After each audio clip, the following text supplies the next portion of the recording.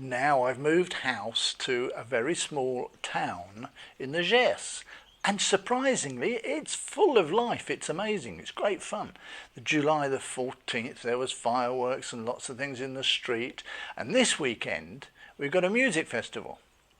Now, I know it's a music festival that's sort of brass bandish. It's not really my type of music. But they've asked me to do some pictures to try and capture the atmosphere of the whole weekend. Well, I'm going to try. I know there'll be a lot of people there. So let's see how I get on. Well, here we are in my local village, and it's a bit hump at the moment. Now let's just see what's going on. Now I'm all on my own, so I'm having to film this all on my own, and you'll see there is brass band, and all around the village tonight we're going to have brass bands. Now I'm going to be trying to shoot. I'm going to be trying to shoot some nice pictures, but it's going to be difficult. We've got the sun behind me and I'm on my own. So it's going to be very difficult to explain how I'm doing it.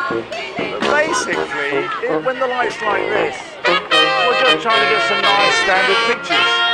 But, sorry about the noise. But later on when we get started, we'll get into the more interesting stuff.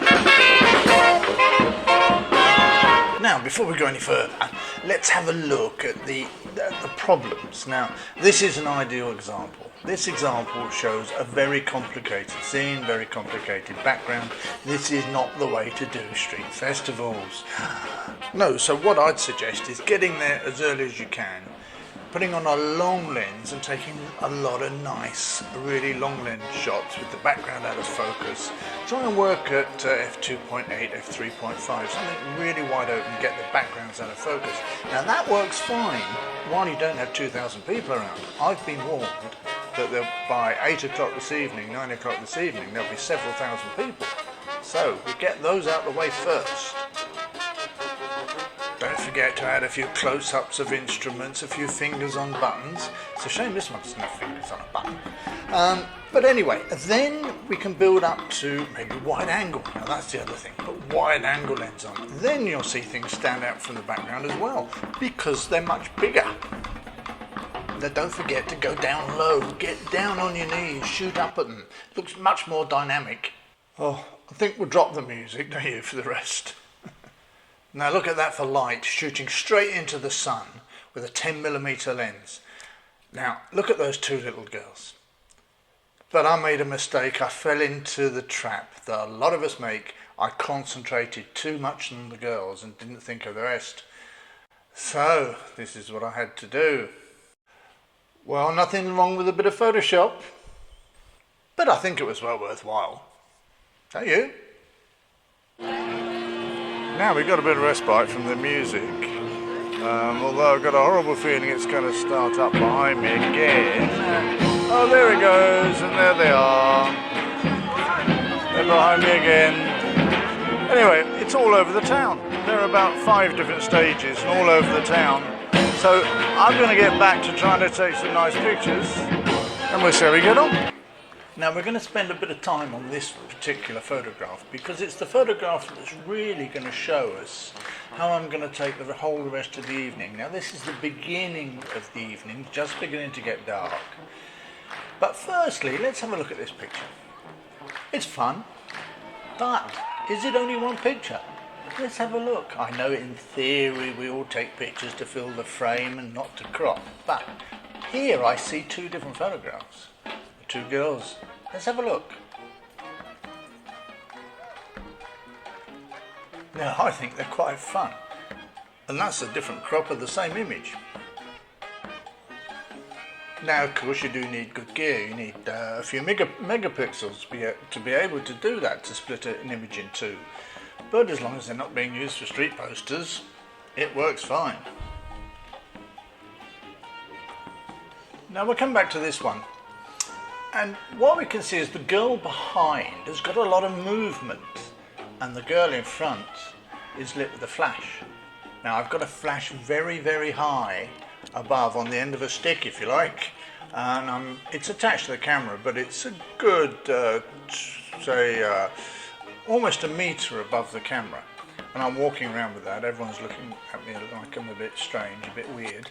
But you see what it's done? It's given a nice shadow under the chin, and we've got that movement. Now, how do we get the movement? By using a long exposure. So using a long exposure in this situation, and we're giving a flash at the end of the exposure, which gives quite a nice effect.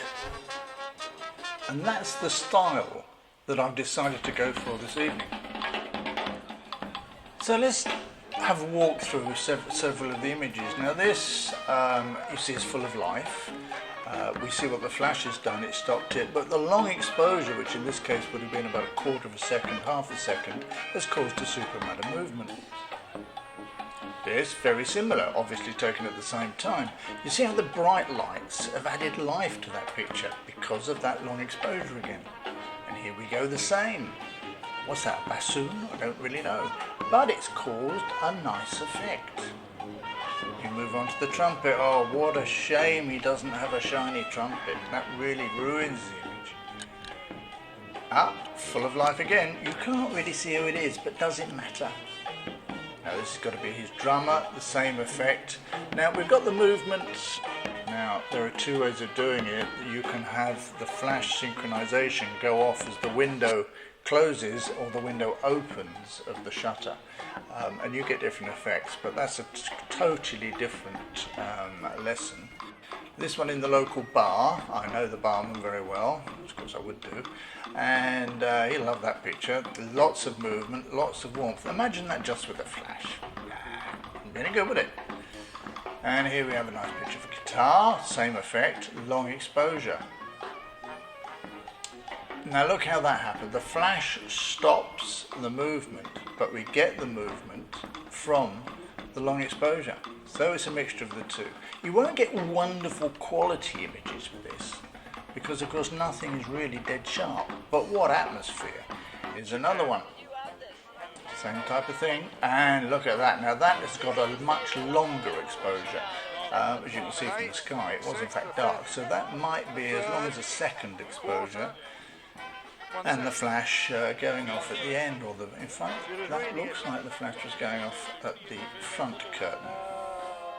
Now when you're shooting crowd, you see this one, it's not very exciting. We're looking into the crowd, which is always a thing to do, show there are people. But now look at this one, the same, and much more lively. This is a different sort of angle of the same thing. Always try and get up high and shoot down. It's a much nicer crop to get the crowd and the artist in the same image at the same sort of height. Now don't forget black and white. Black and white is great, you can do lots of things with it. It all makes a lovely set of pictures in the end, but there's one thing, very important. Take some pictures for yourself. Now look at that. That's one for me. Now this is my secret weapon for shooting outside at night. Diffuse flash, high above the camera, because there's nothing worse than having one there. I'd much prefer it to have it much more to the side, but that requires an assistant, and as I said, I know I'll be on my own. So I can raise it and lower it, and I can turn it. I can of course do everything that I can with a normal flash. So this is going to be great fun. So that's what I'll be using this weekend. I know this is at the end of the video, but let's just say I hope you enjoyed the video that I haven't made yet, and I hope you've learnt a lot. Bye bye.